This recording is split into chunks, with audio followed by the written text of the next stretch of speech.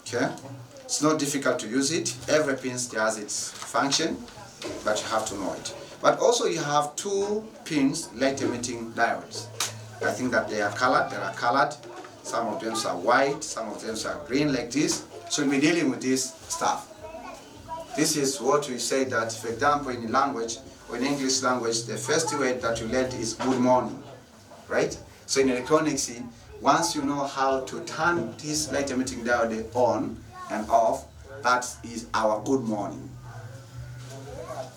Our what? Good morning in language, or that is hello world. Because you know that for those who have been learning electronics, the first program that you have to write is to print your hello world. Yes, everything had the foundations. So you can have also a blue light emitting diode like this one. We'll be dealing with them. They have different colors, but also they have different we call it voltage range. Okay, different voltage range. So you can also have a ready light emitting diode. I think that you have some of them there. But in case you want to see, you have to see, because you have to strengthen your friendship with these electronics components. Okay? Are we together? But also we'll be having general purpose diodes and light emitting diodes. Sometimes also, later on, so we'll be discussing about, or I will teach you how you can use Zener diode, because it's often used in most of electronics devices. Zener diode. Are we together? Sometimes, if you go further, you can also use Schottky diode, but not in great extent. Maybe in some of the electronic system, right? But once you know the light emitting diode, you know the general purpose diode, you know the Zener diode, you can design and you can use diode effectively more than you think. You can do a lot of things. Are we together? Yes. Yeah. The next chapter. The beauty of bipolar junction transistors. The beauty of bipolar junction transistors. I've been looking at my transistor there quickly. Unfortunately, that I didn't find them. Okay, we find them. The transistors are the bipolar junction transistors. Most of them are 3 pins. Okay, but you can also find transistors in voltage regulator like this way, this one, or you can find most of the transistors bipolar junction are small, but they have 3 pins like this. This is the voltage regulator. We'll be dealing with it also, because we need it.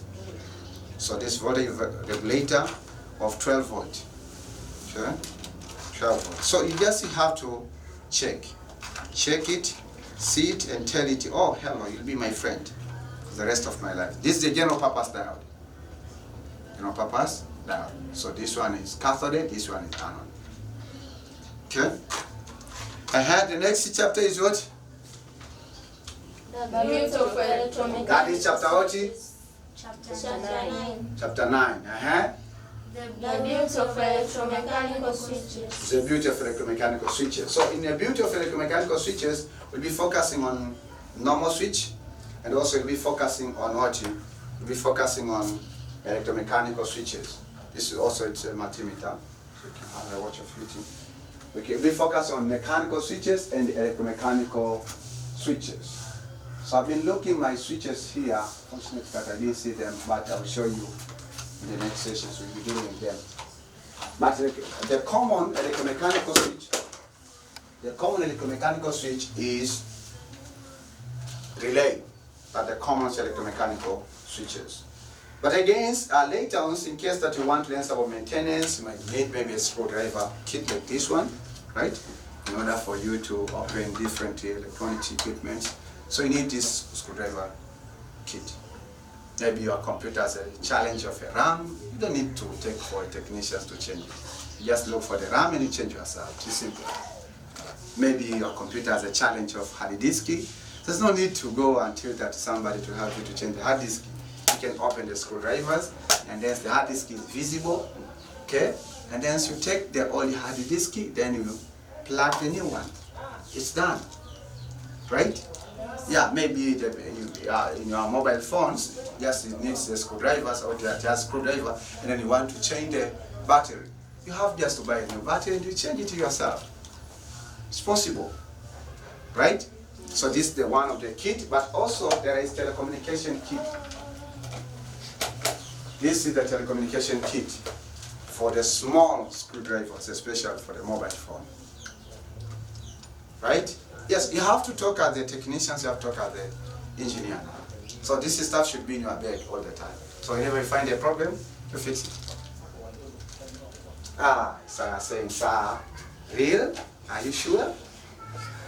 Okay, so that is, so in electromechanical switches, yes, so we'll be focusing on relay. And from there, you'll find that you'll learn how you can control high power from the low power. For example, if you want to get inside the lift, you just want to be there and then the sensor detects you, the door opens itself. So that AC is being run by alternating current. But the sensor that detects the presence of the person, it's low power. Just is spending 5 volts, not 220 volts. So what's happening there means the electromechanical switch, it's a one that it means it's the one that allows the interaction, the self-interaction between the low power and high power. Are we together? Yes. The next chapter, chapter 10. The beauty of transducer. The beauty of transducer. So the beauty of transducer, one of example of the beauty of the transducer that we'll be focusing, we have this the speaker, this the transducer, converting what electric signal into what? Into sound. But this the buzzer, wonderful, right? Converting what? Electrical signal or mechanical signal, which is vibrations, into what? Into sound. So let us make something a little bit. I think that I have a battery here of 9 volt. So let us give it power.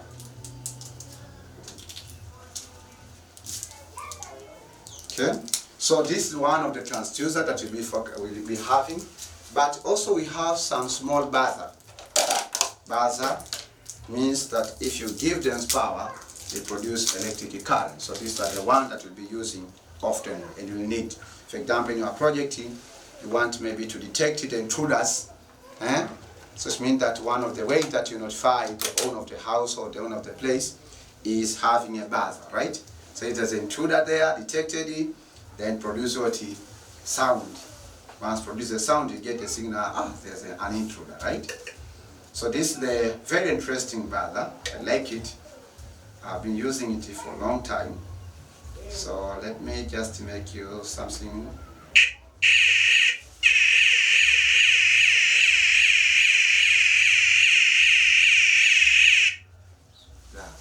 So this is the electric energy converted into sound. So it's a transducer. Transducer, I told you that they are using which principle? What? Law for energy? Conversion. So here energy is not created nor destroyed, but it has been transformed from one form to another form. So you'll be hearing this sound a lot, but with interesting system, right? Yeah, not just connecting directly from power, but you have something, then once something it has been done, this will be your output. Are we together? Yes. And the next chapter? Chapter 11. Chapter 11. So which is what? Okay, so the beauty. So when I've been thinking about what should I teach you about the basics of telecommunication, it was a little bit challenging, but I've been trying my level best to find the simplest one because most of them they need programming. Most of the telecommunications are we call them electronics telecommunications. For example, Bluetooth module need programming, GSM module need programming. See. RF modules need integrated circuit. So in this program, we are not going to cover, I'm not going to teach about integrated circuit. So you find that some of the contents will be covering the next module. We have RF modules. The RF modules actually that it can go the range of 100 meter in open space. So it means that you can stay at the end of the football pitch and the transmitter that can locate there and the receiver at the end of another football pitch, but under the condition that there is no wind blowing. So the transmitter can send the signal to the receiver and the receiver will speak the signal. That's the RF module, right? Which is 430 something megahertz. That's the frequency. Okay? Are we together? So for that, RF modules does not need programming, but it needs the use of encoders. You have heard about encoder and the decoder. The main functions of encoder is actually, first of all, to give the information address and also to give security code. Unique address and protecting means that distinguishing the signal that produced by the encoder with signal produced by other encoders. Okay? So we won't cover about that RF modules because in this module I'm not going to teach about integrated circuit. I will overdose you. So integrated circuits will be covered in intermediate level, intermediate of practical electronics. Are we together? But in this program I said no, you are electronics and telecommunication students. I have at least to challenge you. But one thing that which I will teach you in this topic, I will teach you about a simple short distance wireless communication, right? Between what? Between IR transmitter and IR receiver. Infrared. IR is the abbreviation of what? Infrared, right? So infrared transmitter and infrared receiver. And they've been using it every day at your home. Why? Because the RF transmitter and receiver are the one used in the remote control and television receiver set.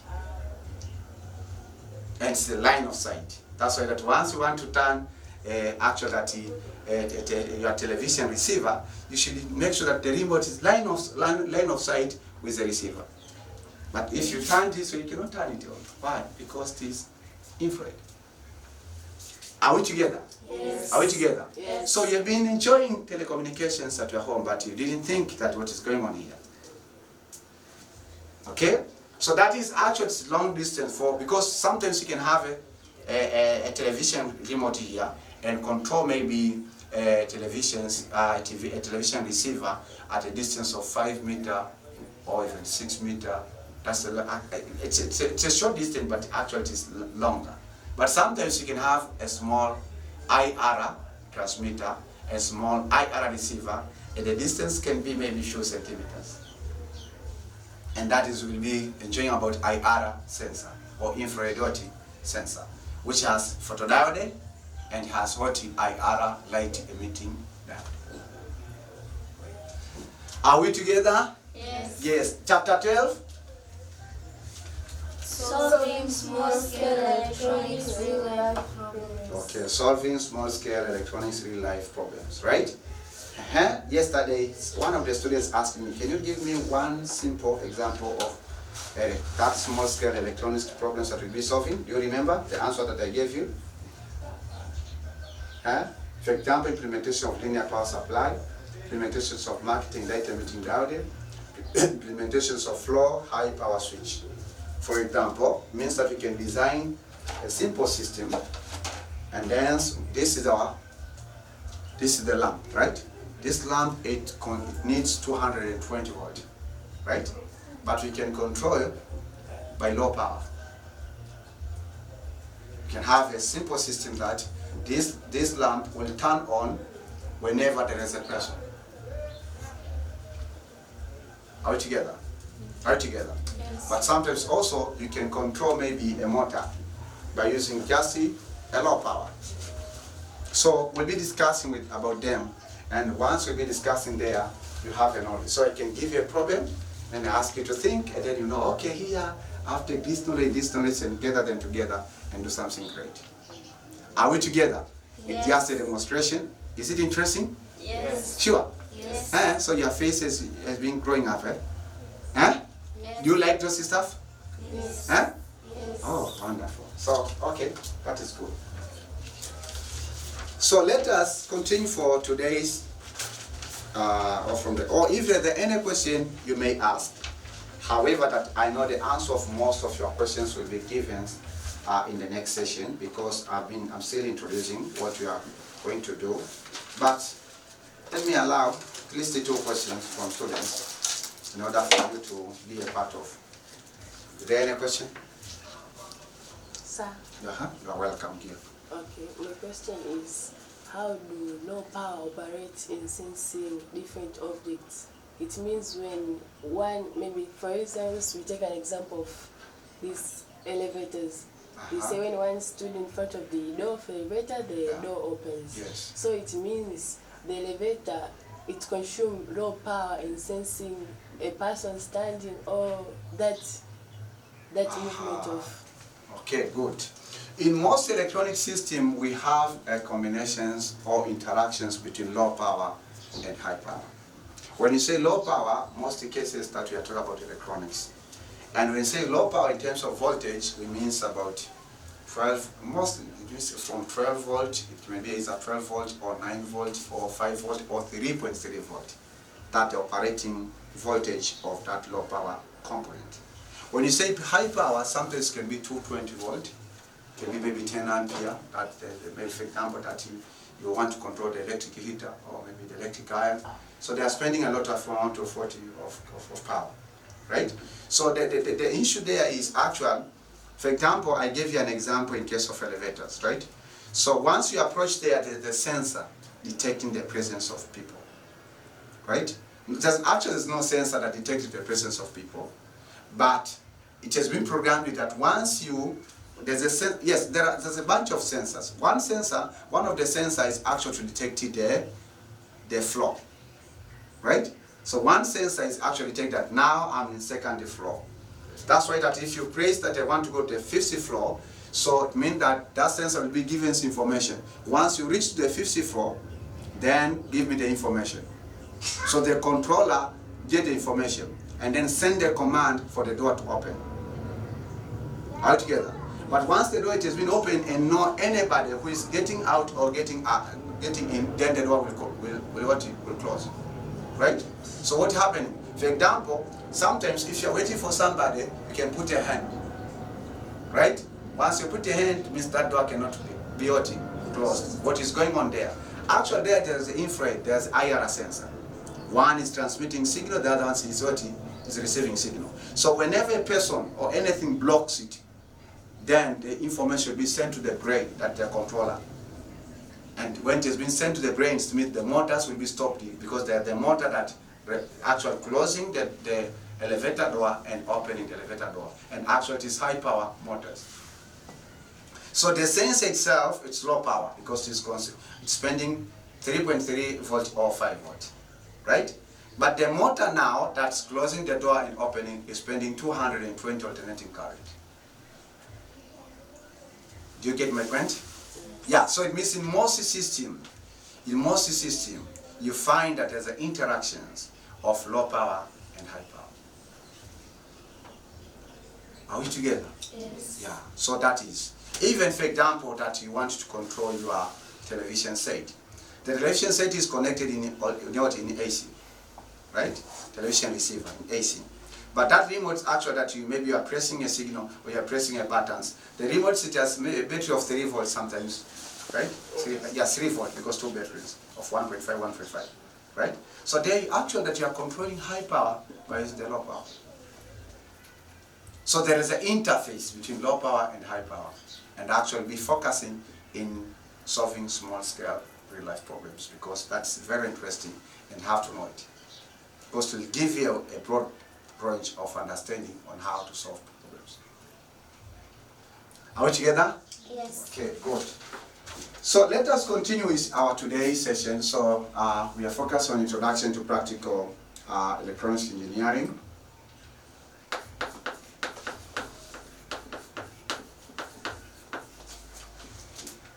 Introduction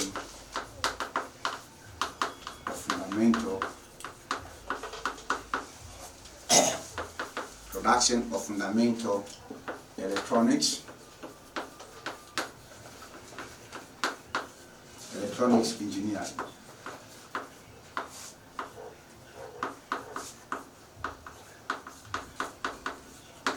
Okay, so what would I like to say about this part? It is one, so listen carefully. The concept of electronics engineering,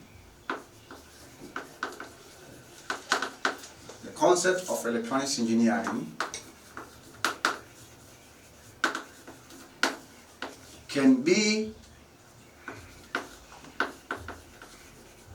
studied theoretically, can be studied theoretically or practically, theoretically and practically. So most of the concepts of electronics engineering can be studied theoretically and practically. So it's a matter for you to either study theoretically itself or study that concept practically itself. It's difficult to discuss, to study practically, because you should have a theory first and then you go to the practical, right? That's what you have to know as electronics engineer or technician. In order to understand, if that's the case, in order to understand, in order for you to understand, in order for you to enjoy and apply the knowledge, in order for you to understand and apply the knowledge of electronics engineering,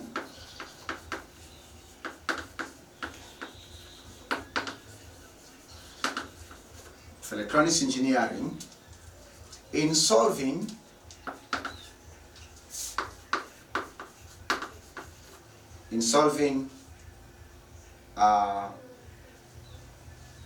real life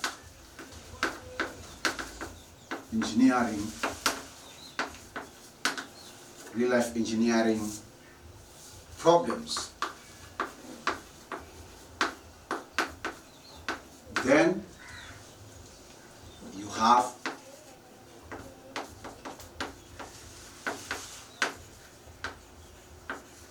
to learn the concept, you have to learn the electronic concept,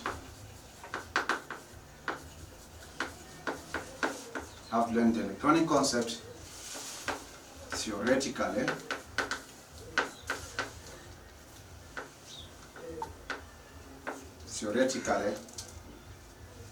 and practically.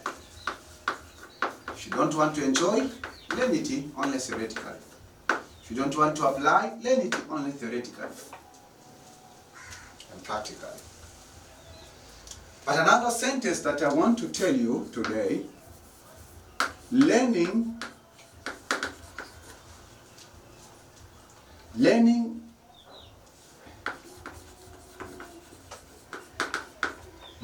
electronics concept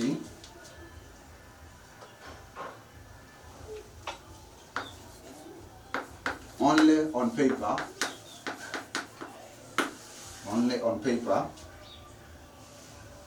does not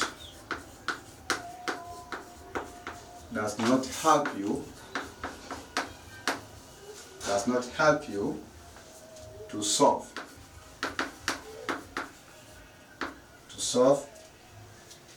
a real life problems.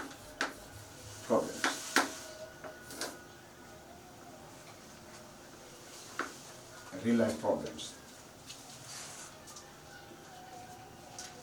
You must, or you have, you must learn it